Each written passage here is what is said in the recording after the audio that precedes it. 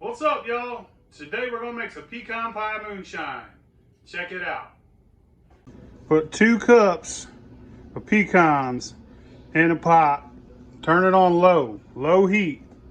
Stir them around every once in a while until you start to smell them. Add half a cup of brown sugar to your pot. Stir it up.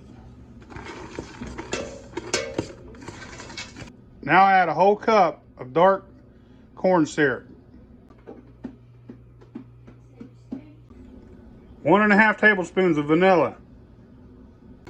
Turn your heat up, add 2 quarts of water, bring it up to a boil. Once it cools down, pull your pecans out. You can eat those. You could also put them on a baking sheet in the oven, about 350. Cook them, put a little salt on top of them, maybe a little brown sugar. Those would be badass. Now I'm gonna run this through this little filter, clean it up, and then I'm gonna put it back in the pot. Now I just put a quart of moonshine in it, stir it up, put it in jars. This is 150 proof. If you don't have shine that hot, say you got 80 proof, when you make it, use less water. Use a quart of water instead of half a gallon, instead of 2 quarts. If you want it to stay really strong, then just use a quart to make it. But I always like this recipe. Think it turned out well. We'll try it now. That's what it looks like. Should end up with almost 4 quarts.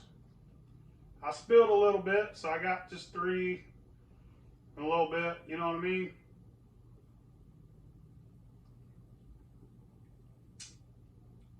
That's pecan pie all day long, son. That's good.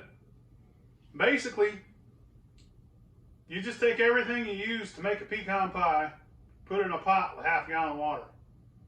But like I said, if you only got 80 proof, you can use any clear liquor if you ain't got moonshine. You could use vodka or anything.